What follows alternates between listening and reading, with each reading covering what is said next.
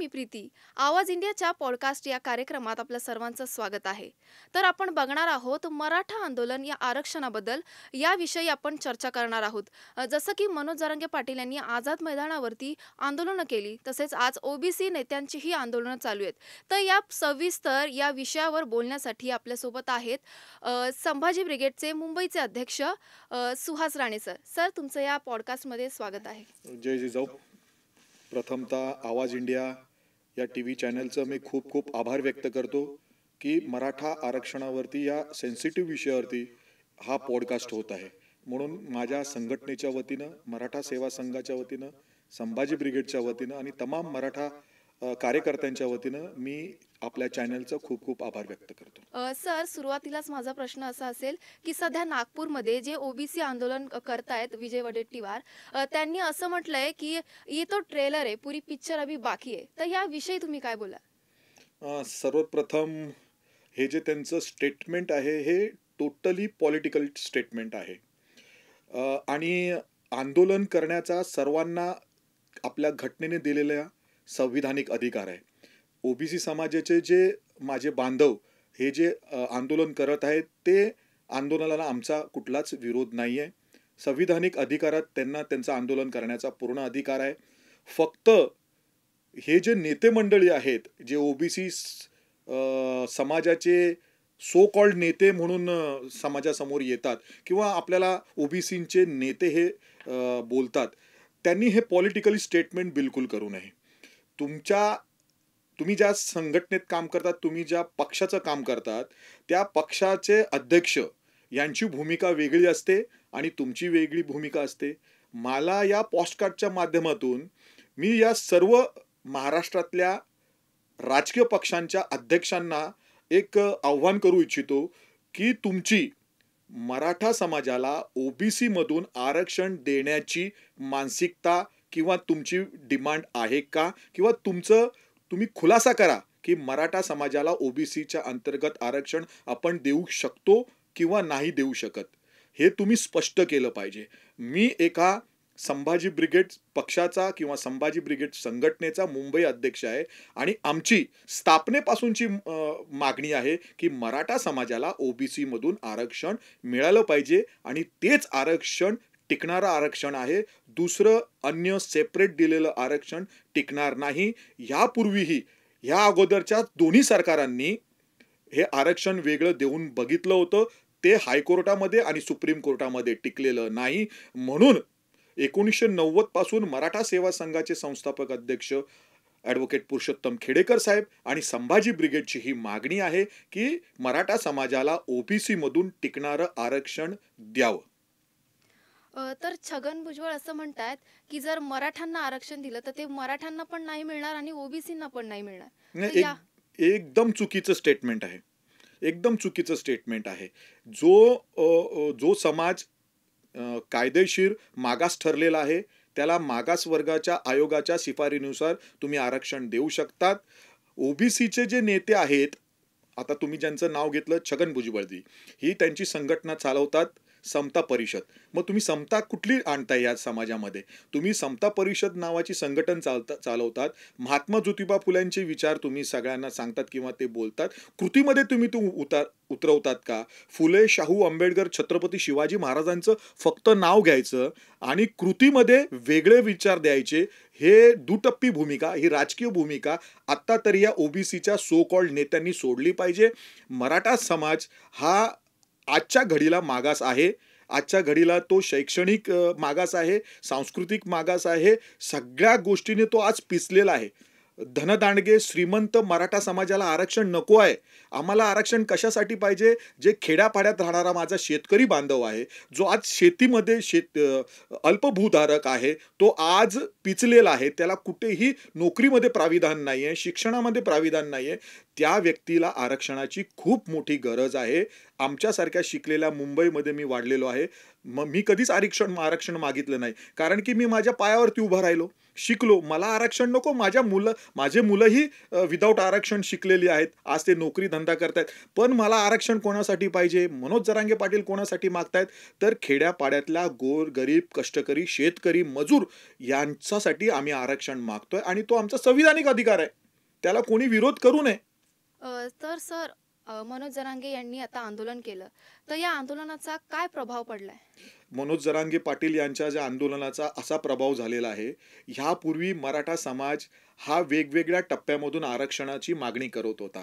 1985च्या दरम्यान जेव्हा स्वर्गीय अण्णासाहेब पाटील यांनी हे आरक्षणाची जेव्हा भूमिका मांडली, तेव्हा त्यांनी आर्थिक निकषावरती आरक्षण मिळालं पाहिजे अशी त्यांची ती भूमिका होती. त्यावेळेला सुद्धा लाखोच्या मोर्चे निघाले, पण त्यावेळचं तत्कालीन जे सरकार होतं त्यांनी त्यांना फसवलं आणि त्यांनी त्या फ्रस्ट्रेशनमधून येऊन रात्री डोक्यात गोळी घालून आहुती दिली. हे मराठा आरक्षणासाठी दिलेलं पहिलं आहुती होती. त्यानंतर प्रत्येक वेळेला ज्या वेळेला मराठा आरक्षणाचा मुद्दा निघाला त्या वेळेला ह्या समाजांचे भावना आणि मागण्या बदलत गेल्या. मराठा सेवा संघ 1990ला स्थापन झालं. आमच्या संघटनेचे जे संस्थापक अध्यक्ष होते ॲडव्होकेट पुरुषोत्तम खेडेकर साहेब ह्यांनी प्रथमतः ओबीसी समाजाला मराठा समाजाला ओबीसीच्या अंतर्गतच आरक्षण मिळू शकतं आणि ते टिकू शकतं ही भूमिका मांडल्यानंतर त्यानंतर मग मंडल आयोग जेव्हा देशाने स्वीकारला किंवा राज्यांनी स्वीकारला, त्यानंतर ह्या आरक्षणाची मुवमेंट वाढत गेली आणि ज्या पद्धतीनं आरक्षणावरती आतापर्यंत 58 मोर्चे निघाले. या अगोदरचे मोर्चे जे होते शांततामय मोर्चे होते तिथेच, आणि जगाने ह्याची दखल घेतली. मराठा समाज एक शांतताप्रिय कसा आहे आणि वेळ पडल्यास तर लढवय्या कसा आहे, ह्या दोन्ही आरक्षणाच्या लढ्यामध्ये हे तुम्हाला दिसून येतं. मराठा समाज जेव्हा शेतकरी म्हणून शेतात काम करतो तेव्हा तो शेतकरी असतो, आणि छत्रपती शिवाजी महाराजांच्या वेळेला जेव्हा स्वराज्यावरती कोण चालून येतं तेव्हा तो हातात तलवार घेऊन लढण्यासाठी उभा राहतो. तो हा मराठा 18 पगड जातींना सोबत घेऊन जगणारा मराठा आज पिचलेला आहे. का पिचलेला आहे? त्याच्यामध्ये त्याच्याही काही चुका झालेल्या होत्या. ज्या वेळेला पंजाबराव देशमुख मराठा समाजाला प्रबोधित करत होते आणि त्यावेळेला मराठा समाजाने ओबीसी मध्ये यावं, त्यावेळेला त्यांनी मंडल आयोगाच्या दरम्यानच्या नंतरच्या वेळेला त्यांनी जी वेगवेगळ्या ठिकाणी त्यांनी कार्यक्रम घेतले, लोकांना हे केलं, त्यावेळेला आमचा अज्ञानातून आम्ही तो स्वीकारला नाही. पण त्यावेळेला गडगंज पैसेवाला असलेला समाज हा पुढे जाऊन हा गरीब होऊ शकतो, गर्भश्रीमंत असलेला समाज सुद्धा गरीब होऊ शकतो किंवा त्याला आरक्षणाची गरज लागू शकते, ही ओळख ही जाण त्यावेळेला डॉक्टर बाबासाहेब आंबेडकरांमध्ये होती, पंजाबराव देशमुखांमध्ये होती. म्हणून त्यांनी त्यावेळेला 340 कलमानुसार ओबीसी समाजाला संरक्षित केलं होतं. त्यावेळेला म्हणजे स्वातंत्र्यपूर्वी समाज हा मराठा कुणबी समाज हा एकच आहे. मराठा ही संज्ञा जी मांडली आहे ती देशवाचक किंवा प्रांतवाचक असली पाहिजे आहे. म्हणजे पंजाब हिंदू गुजरात मराठा आपल्या जनगण मध्ये आहे, पंजाब हिंद गुजरात मराठा. मराठा ही प्रांतवाचक म्हणून घेतलेली आहे, ती जातीवाचक नाही. त्यांची जात कुठली आहे? शेती आहे, कुणबी आहे. म्हणून आम्ही ओबीसी मधून आरक्षणाची मागणी करतोय. पण त्याच्यामध्ये काही मतमतांतर असू शकतात, पण ते आपण सामंजस्याने दोन्ही समाजाच्या नेत्यांना एकत्र येऊन ते बसून तुम्ही सामंजस्याने हा प्रश्न सोडवला पाहिजे, एवढीच आमची भूमिका आहे. तर कार्यक्रमात वेळ झाली आहे एका छोट्याशा विश्रांतीची. पुन्हा भेटूयात नवीन मुद्द्यासोबत.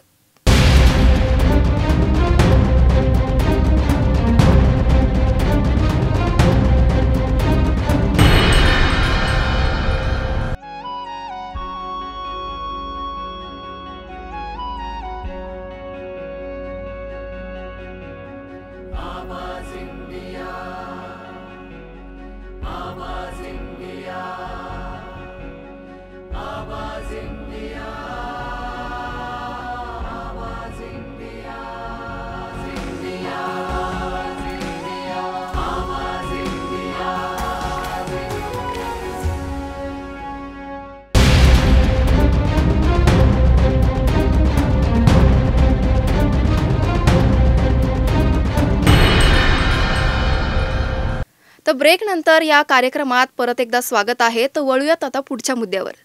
सर, हैदराबाद गॅझेटच्या निर्णयाविरोधात मुंबई उच्च न्यायालयात हायकोर्टाने सरकारला दिलासा दिलाय.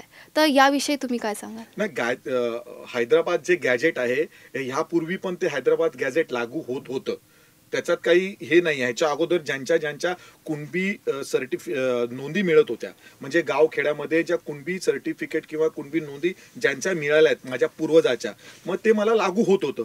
आता त्यांनी त्या GR जो केलेला आहे, या GRला हायकोर्ट ही सुद्धा देऊ शकत नाही, कारण की ते प्राविधान ऑलरेडी आहे, त्याला तुम्ही रद्दच करू शकत नाही. कारण की ज्यांच्या नोंदी मिळणार आहेत त्यांना तुम्हाला द्यावंच लागणार आहे. हे अगोदर पण मिळत होतं. आता जेवढे जेवढे गॅजेटर आहेत, बॉम्बे गॅजेटर आहेत, सातारा गॅजेटर आहेत, ज्याच्यामध्ये मराठा समाजाच्या पूर्वजांच्या नोंदी मिळणार आहेत, त्यांना ते आरक्षण लागूच होणार आहे. म्हणून सरकारने मोठं असं काही दिलं असं काही नाहीये. ते ऑलरेडी प्राविधानामध्ये होतं, ते अस्तित्वात होतं. त्याचमुळे ह्याच्या अगोदर पण लोक मराठा समाजाने कुणबी सर्टिफिकेट घेतलेली आहेत.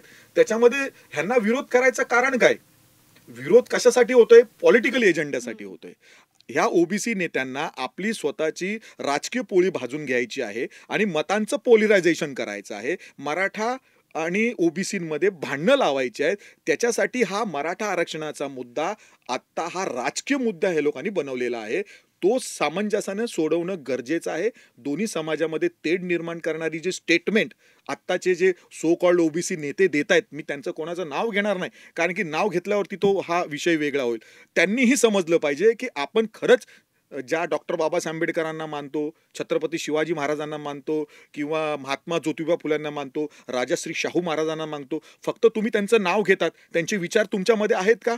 तुमच्या कृतीमध्ये काहीच नाही आहे. तुम्ही फक्त नाव घेतात आणि समाजाचं पोलरायझेशन करण्यासाठी, मतांचं विभाजन करण्यासाठी तुम्ही दोन्ही समाजाला, जो गुन्ह्या गोविंदाने नांदणारा हा गावखेड्यातला समाज आहे, तुम्ही लढवतायत आणि हे पाप तुमच्यावरती जाणार आहे. ते जे कोण आज समाजामध्ये तेढ निर्माण करण्याचं हे करत आहेत, काम करत आहेत, हे पाप त्यांच्यावरती जाणार आहे की तुम्ही ह्या बांधवांमध्ये लढाई लावतायत, एकमेकांची डोकी फोडायला लावतायत. हे पातक तुम्ही ठरणार आहेत. म्हणून मराठा समाजाच्या नेत्यांनीही आणि ओबीसी समाजाच्या नेत्यांनीही सामंजस्यपणाने हा मुद्दा सोडवला पाहिजे, तरच आपण हा महाराष्ट्र पुढे घेऊन जाऊ शकतो. अन्यथा जातीपातीमध्ये विद्वेष निर्माण करून एकमेकांची डोकी फोडून हा महाराष्ट्राचा विकास होणार नाही. जे फुले, शाहू आंबेडकर, छत्रपती शिवाजी महाराजांचं विजन होतं, ते विजन तुम्ही लोक तोडत आहात. त्या विजनाने हा महाराष्ट्र जात नाहीये. ह्याला सरकार ही जबाबदार आहे आणि विरोधी पक्षही जबाबदार आहे. सर, तुम्ही आत्ताच बोललात, तर आता सध्या राज्यात आणि केंद्रात सरकार बीजेपीचं आहे. तर तुम्हाला असं वाटतंय का याविषयी एकदाच फायनल असं बोललं गेलं पाहिजे, एक निर्णय दिला पाहिजे? हो, नक्कीच. महाराष्ट्रात तुमचं भाजपचं सरकार आहे आणि केंद्रात भाजपचं सरकार आहे. भाजपचं सरकार मी हे का स्पष्टपणे सांगतोय? प्रत्येक जण म्हणतात मोदीचं सरकार. हे मोदींचं सरकार नाही. आम्ही लोकांनी निवडून दिलेलं सरकार आहे. म्हणून ते भाजपचं सरकार नाही, ते केंद्र सरकार आहे. ते भाजप त्याची NDAचं सरकार म्हणू आपण त्यांना, किंवा महाराष्ट्रामध्ये महायुतीचं सरकार, फडणवीसचं सरकार नाही. पण आता काय होतंय, हे व्यक्तिविशेष व्हायला लागलेलं आहे. फडणवीस आपला एजेंडा चालवतायत का, किंवा मोदीजी आपला एजेंडा चालवतायत का? म्हणून लोक म्हणतात की मोदींचं सरकार आणि फडणवीसचं सरकार हे लोकांचं राज्य चालवत नाहीयेत, हे आपापल्या पॉलिटिकल पार्टीचा एजेंडा चालवत आहेत. म्हणून मी सांगतो की ह्या देशामध्ये, ह्या राज्यामध्ये जर समतेचं राज्य आणायचं असेल, जर संविधानाचं राज्य आणायचं असेल, तर तुमचा पॉलिटिकल एजेंडा हा क्लिअर केला पाहिजे. म्हणून केंद्र सरकारच्या हातात आहे की तुम्ही देऊ शकतात. केंद्र सरकारने हस्तक्षेप केला पाहिजे. महाराष्ट्रात काय चाललंय, तुम्ही हस्तक्षेप करा. आणि जे संविधानिक आहे ते संविधानिक पद्धतीनं अनेक जण आहेत. मी ह्या पॉडकास्टच्या माध्यमातून त्या सर्वांना आव्हान करू इच्छितो की मी कुठला अभ्यासक नाही, मी ह्याच्यामधला तांत्रिक गोष्टीमध्ये मी काही मांडू शकत नाही, पण मी एवढी वर्ष समाजासाठी काम करतोय. एक कार्यकर्ता म्हणून माझ्या ज्या भावना आहेत ना, ह्या भावना समाजाच्या भावना आहेत. आम्हाला तांत्रिक काही गोष्टी कळत नसतील, पण सरकारमध्ये काही लोक आहेत, ते तांत्रिक गोष्टीवरती विचारविनिमय करू शकतात. तुम्ही सम्यक बुद्धी माध्यमातून माध्यम मार्ग काढून हा विषय का नाही तुम्ही सॉल्व्ह करत? आम्ही किती वेळ हे सहन करायचं? सामान्य नागरिकांनी हे सहन का करायचं? हे सामान्य नागरिकाची पण भावना आहे. जेव्हा मनोज जरांगे पाटील मुंबईत आले होते, 5 दिवस थांबले होते, सर्वसामान्य मुंबईकरांनी त्यांचा विरोध केला नाही. का नाही केला? कारण की त्यांना माहित होतं की हे चांगले काम करतायत आणि हं. त्यांची हक्क अधिकाराची लढाई लढतायत. म्हणून सामान्य मुंबईकरांनी त्यांना कधीच चुकीचं ठरवलं नाही, काही वाईट झालं नाही की आम्हाला वेठीस धरलं, असंही ते कोणी प्रेझेंटेशन केलं नाही. उलट त्यांनी त्यांना मदतच केली सामान्य मुंबईकरांनी. आणि मुंबईकर सामान्य लोकांना येणाऱ्या प्रत्येक आझाद मैदानमध्ये जे आंदोलक त्यांना मदतच करतो. पण हे सरकारचं कर्तव्य होतं. सरकार मायबाप म्हणून तुम्ही बसला तर हं. तुमचं कर्तव्य आहे की एक समाज जर संविधानिक पद्धतीनं आरक्षण मागत आहे तर त्याचा प्रश्न सोडवणं हे माझा अधिकार आहे. पण कुठलंच सरकार असू दे, ह्याच्या अगोदरचं महाविकास आघाडीचं सरकार असू दे किंवा हे महायुतीचं सरकार असू दे, कोणालाही कुठल्याही विषयावरती बिलकुल बिलकुल म्हणजे बिलकुल आस्था नाहीये. मग तो आरक्षणाचा विषय असू दे, शेतकऱ्यांचा विषय असू दे, अनेक प्रश्न या महाराष्ट्रामध्ये आहेत. त्याच्यावरती ह्यांची भूमिका ही स्पष्ट नसते. म्हणून कुठल्या ना कुठल्या तरी मुद्द्याचं राजकीय पोलरायझेशन कसं करता येईल, राजकीय पोळी कशी भाजता येईल, ह्या विषयामधून हेच दिसत येतं. तोच हा विषय मराठा आरक्षणाचा राजकीय झालेला आहे. सर मनोज जरांगे यांच्या चळवळीमुळे ओबीसी समाजाला काही असं दिसून आलंय का? म्हणजे काही बदल वगैरे त्यांच्यात झालेत का? नाही, ओबीसी समाज हा खूप गुण्यागोविंदानं यापूर्वीही समाजामध्ये, दोन्ही समाजामध्ये ते नव्हते. हे गावगाड्यामध्ये आम्ही स्वतः बघितलेलं आहे. 18 पगड समाज हा मराठा समाज मिळून राहिलेला आहे, मिसळून राहिलेला आहे आणि कधीच असं भांडणं काही नव्हती. ही भांडणं कोणी लावली? तर आमच्यासारख्या नेत्यांनी लावली. आमच्यासारख्या पॉलिटिकली लोकांनी लावली. जर तुम्हाला खरंच असं वाटत असेल, मनोज जरांगे पाटील एक सर्वसामान्य साधारण शेतकरी कुटुंबातून आलेली व्यक्ती आहे. त्यांच्या पाठीमागे कुठलंच असं बॅकग्राऊंड नाहीये की ते त्यांचे वडील पहिले राजनैतिक होते आणि मग त्यांना नेतृत्व मिळालं. नाही. सर्वसामान्य शिक्षण घेतलेला, सर्वसामान्य शेतकरी कुटुंबातला हा सर्वसामान्य व्यक्ती आहे. त्यांनी फक्त पोटतिडकीने हा मराठा समाजाची भावना व्यक्त केल्या आणि त्याच्यासाठी आंदोलनं केली. लोकं खऱ्या माणसांच्या पाठीमागे उभे राहतात. खोट्या माणसांच्या पाठीमागे जास्त दिवस लोकं उभं राहत नाहीत. तुम्ही कितीही मीडियाच्या माध्यमातून एखाद्याला नेता बनवला, तर तो नेता होत नाही. पोटतिडकीने जो नेता बनतो तोच नेता बनतो. ह्याचं एक चांगलं उदाहरण मी तुम्हाला देऊ इच्छितो की पंजाबराव देशमुख. पंजाबराव देशमुखांनी त्यावेळेला ओबीसी समाजाच्या आरक्षणासाठी स्वतःचा राजकीय राजीनामा दिला आहे. स्वतःच्या मंत्रिपदाचा राजीनामा दिलाय. माझं हे प्रश्न आहे, इथे बसलेल्या विधानसभेमध्ये आणि केंद्रात बसलेल्या सदनामध्ये जेवढे पण मराठा आमदार आणि खासदार आहेत, त्यांनी एखादा वेळा तरी मराठा समाजाला आरक्षण मिळालं पाहिजे, संविधानिक आरक्षण मिळालं पाहिजे, ओबीसी मधून आरक्षण मिळालं पाहिजे, ह्याच्यासाठी स्वतःचा राजीनामा तुमच्या अध्यक्षांना, तुमच्या राजकीय पक्षाच्या अध्यक्षांना नाही, विधानसभेच्या अध्यक्षांना दिलाय का? नाही दिला. कारण की हे फक्त स्वतःचं राजकारणासाठी समाजासमोर जातात की मी तुमच्या समाजाचा नेता आहे. जर तुम्ही खरंच समाजाचा नेता आहे, मग तुम्ही ह्याच्यावरती एकत्र का येत नाही?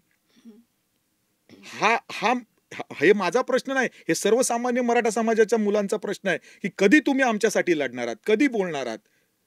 हे होत नसल्यामुळे आज असंतोष निर्माण झालेला आहे. भारतामध्ये ज्या आता जे काय आपल्या आजूबाजूला नेपाळमध्ये जे झालं, उद्या हे भारतातही होऊ शकतं आणि महाराष्ट्रातही होऊ शकतं.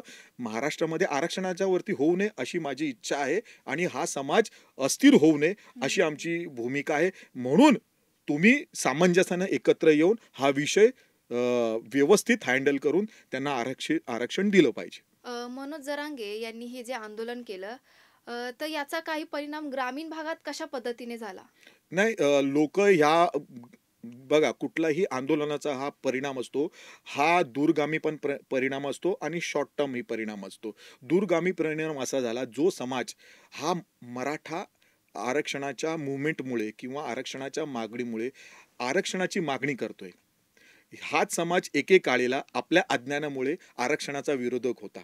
मंडल आयोगाचा विरोध केला याच समाजाच्या लोकांनी केला. का? अज्ञानामुळे केला. तेव्हा त्याला ती धग कळली नाही किंवा तेव्हा त्याला आवश्यकता वाटली नाही. पण आज त्याला आवश्यकता वाटायला लागलेली आहे.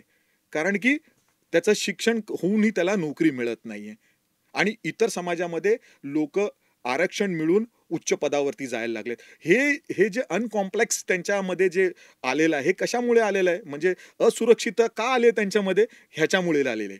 कारण की शिकून सवरूनही आम्हाला नोकऱ्या मिळत नाही. आणि जरी मराठा समाजाला त्यांचं हक्काचं अधिकाराचं आरक्षण मिळालं, तरी आरक्षण मिळाल्यानंतर सगळ्यांनाच नोकऱ्या मिळणार आहेत का?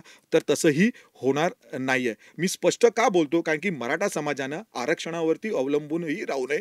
त्यांनी स्वतःला प्रगत करावं, शिक्षण घ्यावं, नोकरी व्यवसायामध्ये पुढे जावं.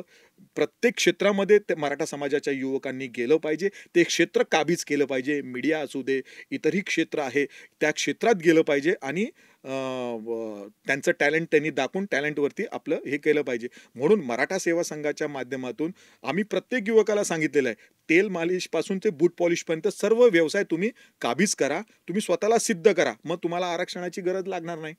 आरक्षण हे गरिबी हटावाचा कार्यक्रम नसून ते प्रतिनिधित्व देण्याचं एक हे आहे, स्टूल आहे. ते आपल्याला वापरता आलं पाहिजे.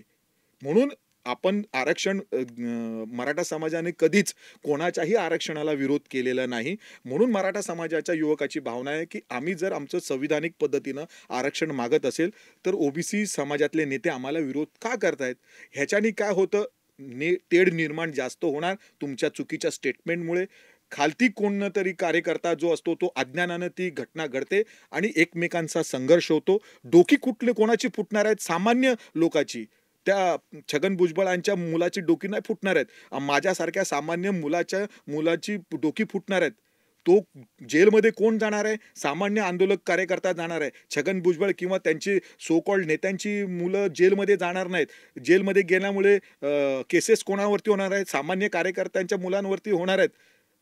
त्यांच्या मुलांवरती होणार नाहीत. त्यांची मुलं विदेशात जाऊन शिकलीत, मोठी झालीत, गडगंज पैसे कमवले. तुम्ही कोणाच्या माध्यमातून बनवले? ह्या सत्तेच्या माध्यमातून. मग गोर गरीब कष्टकरी जनतेच्या मुलांचं काय? हा प्रश्न उपस्थित होतो ना. म्हणून हा प्रश्न जसा ओबीसी नेत्यांना आहे तसा ह्या मराठा समाजाच्या नेत्याला सुद्धा आहे की तुम्ही अजून ही वेळ गेलेली नाहीये. तुम्ही हा प्रश्न व्यवस्थित जर हँडल केला नाहीत, व्यवस्थित सोडवला नाहीत, तर उद्या जाऊन उद्रेकही होऊ शकतो. हे होऊ नये म्हणून तुम्ही आत्ताच ह्याच्यावरती मार्ग काढला पाहिजे. तर कार्यक्रमात वेळ झाली आहे एका छोट्याशा विश्रांतीची. पुन्हा भेटूयात नवीन मुद्द्यासोबत.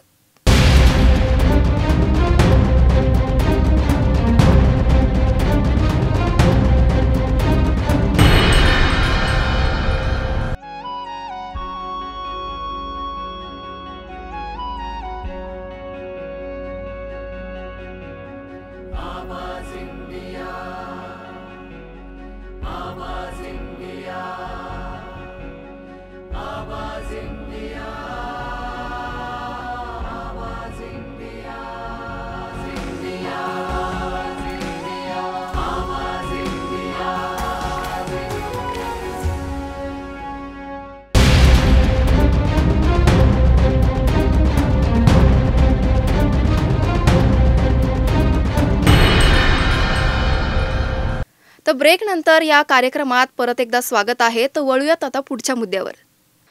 शरद पवार ते अशोक चव्हाण हे मराठा समाजाचे नेते होते, जे मुख्यमंत्री झाले. पण यांनी गरीब मराठा समाजाला आरक्षण पण दिलं नाही. असं का? बरोबर आहे. तुमचा प्रश्न एकदम योग्य आहे. कारण की देश स्वातंत्र्य झाल्यापासून आत्तापर्यंत महाराष्ट्रामध्ये जे कोण नेते होऊन गेलेले आहेत किंवा मुख्यमंत्री होऊन गेलेले आहेत, त्याच्यामध्ये सुधाकरराव नाईक सोडले की सर्वात जास्त मराठा समाजाचे नेतृत्व मुख्यमंत्र्यांनी केलेलं आहे. पण त्यांची ती मानसिकता का नाही आहे? ह्याच्यामध्ये मला असं वाटतं, मी एक कार्यकर्ता म्हणून मला असं वाटतं, याच्यामध्ये दोन वर्ग तयार झालेले आहेत. एक आहिरे वर्ग आणि एक नाहिरे वर्ग. आहिरे वर्ग कोण आहेत? जे सत्तेचा ज्यांनी उपभोग घेतलेला आहे. म्हणजे आमदाराचा मुलगाच पुढे आमदार होतोय, खासदाराचाच मुलगा हे होतोय. अजित पवार आणि शरद पवारांची पूर्ण फॅमिली पॉलिटिकलमध्ये खूप मोठ्या ह्याला गेलेली आहे. त्यांचे दोन गट होऊन पण त्यांचे सगळे लोक सत्तेत आहेत. मग सर्वसामान्य लोकांना सत्ता मिळाली नाहीये. आज जी मराठा समाजाच्या काही आकडेवारी काढलीत, म्हणजे तुम्ही समजा की विधानसभेमध्ये सर्वच्या सर्व आमदार हे मराठा आहेत. असं एक टेंटेटिव्ह आपण हे करू तर किती फॅमिली असतील ते 500 ते 700 फॅमिलींचं भलं झालं असेल. पण सर्वसामान्य कष्टकरी, श्रमकरी, गरीब मराठा समाजाचं कोणी वाली आहे का? तर कोणी वाली राहिलेला नाही. मधली जी 2 सरकारं होती, भाजप आणि युतीची सरकारं जी होती, ती सोडल्यात. तर सर्वात जास्त मराठा समाजाची मुख्यमंत्र्यांनी मुख्यमंत्री म्हणून कार्यकाळ सांभाळलेला आहे. मग त्यांचं तेव्हा कर्तव्य नव्हतं का? की या त्यावेळेला करू शकला असतात.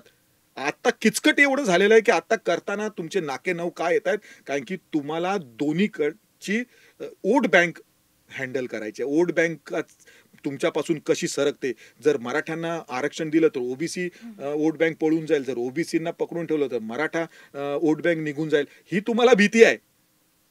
तुमचे पॉलिटिकली जे फ्युचर आहेत ते जातील म्हणून तुम्ही ही सगळं खटाटोप करतायत. म्हणून त्यावेळेस जी केलेली घोर चूक आहे ती आज मराठा समाजाला भोगावी लागत आहे. तुम्ही त्यावेळेला ती घोडचूक केली नसती तर आज हा प्रश्न उपस्थित राहिला नसता. तुम्ही जे प्रश्न जी भिजत घोंगडं टाकलं ते अजूनही तसंच ठेवलेलं आहे. हे सरकार असू दे व कुठलंही सरकार असू दे, ह्यांनी कुठलंहीच मराठा समाजाचं हित साधलेलं नाही. मराठा समाजाचं सोडा, इतर कुठल्याही समाजाचं अजून हित साधलेलं नाही, अशी ही परिस्थिती महाराष्ट्रात आहे. मराठा आरक्षण याविषयी कोणताही राजकीय पक्ष स्पष्ट भूमिका का मांडत नाही? बरोबर आहे. मांडतच नाही आहे.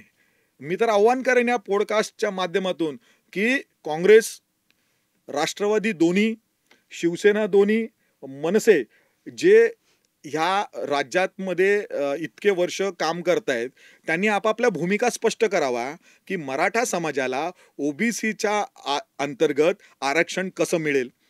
देऊ शकतात किंवा नाही देऊ शकत हे स्पष्टीकरण करा. तुम्ही एक वेगळी भूमिका मांडतात आणि खालती तुमचे नेते वेगळी भूमिका मांडतात. ते ओबीसींचे जर नेते असतील तर ते मराठा समाजाच्या आरक्षणाला विरोध करतात. जर ते मराठा नेते असतील तर ते मराठा आरक्षणाबद्दल बोलतात. अशी दुटप्पी भूमिका का करताय तुम्ही? आणि प्रत्येक विषयावरती दिसतायत त्यांची अशा भूमिका. म्हणून प्रत्येक राजकीय पक्षांनी आपापला पॉलिटिकल एजेंडा सोडून खराच मराठा समाजाला हक्क अधिकार देण्यासाठी जर तुम्ही काय करू इच्छितात तर तुमच्या पक्षाची पहिली भूमिका तुम्ही क्लिअर करा आणि मराठा समाजाच्या सह इतर सर्व जाती धर्मातल्या नेत्यांनी, आमदारांनी, खासदारांनी जर तुम्हाला असं वाटत असेल की मराठा समाज हा आरक्षण मिळालं पाहिजे तर तुम्ही सदनामध्ये, विधानभवनामध्ये, संसदेमध्ये तो विषय मांडला पाहिजे. आणि फक्त विषय मांडून चालणार नाही, त्याच्यासाठी तुम्हाला प्रयत्न सुद्धा करावे लागतील. तरच हा प्रश्न सुटेल. त्याच्यासाठी आमच्यासारख्या प्रामाणिक काम करणाऱ्या लोकांना पुढे जनतेसमोर आलंय, तर जनतेनेही आमच्यासारख्या प्रामाणिक काम करणाऱ्या लोकांना यापुढे निवडून दिलं पाहिजे, जे मराठा आरक्षणासाठी कटिबद्ध राहतील. आता ही त्यांची दुटप्पी भूमिका आहे. ही ते द्यायचं कारण की मी त्यांच्याशी चर्चा केलेली आहे काही लोकांशी. ते खाजगीमध्ये म्हणतात आमचा विरोध नाही आहे. खाजगीमध्ये तुम्ही म्हणतात आमचा विरोध नाही, मराठ्याला आरक्षण मिळालं पाहिजे. मग जेव्हा तुम्ही मीडिया समोर जातात किंवा ह्याच्यामध्ये जातात, मग तुम्ही विरोध का करता? कसं देणार? हे काही लोक ह्याच्यामध्ये जाणकार लोक आहेत महाराष्ट्रामध्ये. त्यांच्याकडून तुम्ही ते सगळे माहिती घेतली पाहिजे, त्यांच्यासोबत चर्चा केली पाहिजे. मराठा समाजाचे सर्व नेते, ओबीसी समाजाचे सर्व नेते ह्यांनी एकत्र बसलं पाहिजे. हा तिढा कसा सुटेल ह्याच्यासाठी प्रयत्न केले पाहिजेत. दोन्ही समाजाच्या नेत्यांनी समोर बसून हा देश प्रगत जर करायचा असेल, हा महाराष्ट्र जर प्रगत करायचा असेल, तर फुले, शाहू, आंबेडकर, छत्रपती शिवाजी महाराज हे ह्यांचं जसं विजन होतं की सर्व समावेशक विजन होतं, सर्वांना एकत्र घेऊन स्वराज्य त्यांनी निर्माण केलं होतं, त्या विजननी तुम्ही पुढे का जात नाही? हा सवाल निर्माण होतोय. प्रत्येकजण आपापल्या जातीचा झेंडा पुढे घेऊन माझी जात श्रेष्ठ, हे जात श्रेष्ठमुळे अजून भांडणं होत आहेत. सर्वसमावेशक भूमिका जर मांडायची असेल तर संविधानिक पद्धतीने संविधानामध्ये जे आरक्षण दिलेलं आहे त्या आरक्षणासाठी सगळ्यांनी एकत्र प्रयत्न केले पाहिजेत. कोणाचंही हिरावून घेतलं जाणार नाही आणि कोणावरही अन्याय होणार नाही. तशी संविधानामध्ये प्राविधान आहे. तुम्ही त्याला का फॉलो करत नाही? तुम्ही संविधानालाच फॉलो करत नाही आहेत आणि तुम्ही फक्त स्वतःचा राजकीय एजेंडा चालवण्यासाठी, राजकीय पोळी भाजण्यासाठी, दोन समाजाला लढवण्यासाठी तुम्ही हा आता चालवलेला आरक्षणाचा राजकीय मुद्दा आहे असं मला वाटतंय. सर, असं म्हटलं जातंय की मराठ्यांनाच कुणबीमध्ये आरक्षण नकोय. असा आता दोन भावना समाजामध्ये आहेत आणि प्रत्येकाचे मतमतांतर असू शकतात. प्रत्येकाचं वैयक्तिक मत असू शकतं. त्याच्या कोणाच्याही वैयक्तिक मताला मी विरोध हं. करत नाही. पहिली गोष्ट मी स्पष्ट करतो. मी स्वतः मराठा समाजाचा आहे आणि मी कोकणातला आहे. कोकणातली परिस्थिती वेगळी आहे. कोकणामध्ये सरळ-सरळ फरक आहे ओबीसी आणि मराठा. पश्चिम महाराष्ट्रात काही ठिकाणी पण असा फरक थोड्याफार प्रमाणात आहे. विदर्भ आणि मराठवाड्याची परिस्थिती बिलकुल वेगळी आहे. पण जर आपण हैदराबाद गॅजेटप्रमाणे ज्यांच्या नोंदी मिळत असतील आणि ते जर आरक्षणासाठी लागू होत असेल, तर त्यांना आरक्षण दिलेलं आहे, सरकार देत आहे. त्याला कोणाचाच विरोध नाही आहे. उरलाच काय आहे, की सरसकट समाजाला ओबीसीमध्ये आरक्षण मिळणं, ह्याच्यामध्ये 2 मतप्रवाह हे अज्ञानामुळे झालेले आहेत. अगोदर आपण हे समजून घेतलं पाहिजे, काही ठराविक मंडळींनी चांगली पुस्तकं ह्याच्यावरती काढली पाहिजेत. मी ह्या पुस्तकांच्या माध्यमातून सर्वांना सांगू इच्छितो, काही पुस्तकं आपल्या युवकांनी वाचली पाहिजेत. आपल्या युवकांचं अज्ञान आहे, की आरक्षण कसं मिळालं पाहिजे, आरक्षण कसं आपण घेऊ शकतो, ह्या सगळ्या गोष्टीच्या आपल्याला काही गोष्टीमध्ये आरक्षणाच्या चा विषयच माहिती नाही. म्हणून आपण काही सो कॉल्ड नेत्यांचं ऐकून आपण आपले मतप्रवाह बनवतो आणि म्हणजे हा विषय खूप मोठा आहे आणि खूप गहन आहे. मी काही अभ्यासक नाही त्याच्यामधला. मी ह्या चळवळीतला एक सामान्य कार्यकर्ता आहे. मी जी पुस्तकं वाचली आणि ज्या समाज जी भावना आहे, त्या समाज भावनाचं मी मत बघितल्यानंतर हे माझं पक्कं मत झालेलं आहे, की मराठा समाजाला जर ओबीसी मधून आरक्षण द्यायचं असेल, तर ते ओबीसी मधूनच पक्कं आरक्षण मिळू शकतं. बाकीची जी आरक्षण दिल्याचा प्रयत्न केला ती टिकली नाहीत आणि ते रद्द झालं. आणि मग त्याच्यामुळे पुन्हा फ्रस्ट्रेशन निर्माण होतं. पुन्हा लोकांमध्ये अन्यायाची भावना निर्माण होते आणि पुन्हा मग समाजामध्ये तेढ निर्माणाची जागा निर्माण होते. म्हणून त्याच्यासाठी टेक्निकली विषय आहे. ह्याच्यामध्ये सगळे जाणकार तज्ञ मंडळींनी एकत्र घेऊन हा विषय हँडल केला पाहिजे. 2 मतप्रवाह आहेत हे आम्ही मान्य करतो, पण ते अज्ञानामुळे आहेत. आपल्या समाजानं तो सगळा अभ्यास केला पाहिजे. आरक्षणाची संविधानिक पद्धत काय आहे, कसे मिळू शकतं, कुठल्या माध्यमातून आपल्याला अधिकार मिळू शकतो आणि आपल्याला संविधानिक पद्धतीनंच ते आरक्षण मागितलं पाहिजे. आतातायीपणाने किंवा समाजाचं नुकसान करून दुसऱ्या समाजाला टार्गेट करून आपल्याला आरक्षण मिळणार नाही, असं माझं स्पष्ट मत आहे. सर माझा शेवटचा प्रश्न आहे, की या मराठा समाजाबद्दल भविष्यात कोणत्या संभाव्य घटना घडू शकतात का? खूप मोठे एक काय म्हणतात संघर्षाची भूमिका आहे. कारण की त्याला त्याच्याशिवाय न्याय मिळणार नाहीये. कारण की आज जर मराठा समाजाला त्याच्या हक्काचा अधिकार मिळाला नाही, तर तो उद्या पेटूनही उठू शकतो. ह्याच्यापेक्षाही वाईट परिस्थिती निर्माण होऊ शकते. आणि जर मराठा समाजाला नाही मिळाला, तर जे जे काही ह्याच्या अगोदर जे घडलेल्या आहेत, काही घटना अशा घडलेल्या आहेत, ज्या म्हणजे मराठा समाजातल्या लोकांनी आत्महत्या केलेल्या आहेत. ते एक चीड निर्माण होईल सरकारच्या विरोधामध्ये आणि गंभीर परिस्थिती निर्माण झाल्यानंतर आपण काय करणार त्याला? समाजामध्ये जर अस्थिरता निर्माण झाली तर आम्ही काय करू शकतो? आमचं कर्तव्य ते आहे. जर मी मराठा समाजातला एक सुजाण नागरिक म्हणून आहे, तर मी माझ्या भावाला सांगू इच्छितो, की तू स्वतःच्या पायावरती उभा राहा. सरकार आरक्षण कधी देईल, कधी नाही देईल, हे प्रदीर्घ लढाई आहे. आपल्याला संविधानिक पद्धतीनंच ती लढावी लागणार आहे. आतातायीपणाने आपण लढून घेऊ शकत नाही. टप्प्याटप्प्यानं ही लढाई आपल्याला जिंकावी लागणार आहे. तशीच जर असं वाटत असेल इथल्या राज्यकर्त्यांना, की मराठा समाज हा मागासवर्गीय ठरवला पाहिजे, तर त्याला अगोदर काही गोष्टी आहेत त्यांना ते करावे लागणार आहेत. एक तर जातनिहाय जनगणना या महाराष्ट्रात झाली पाहिजे.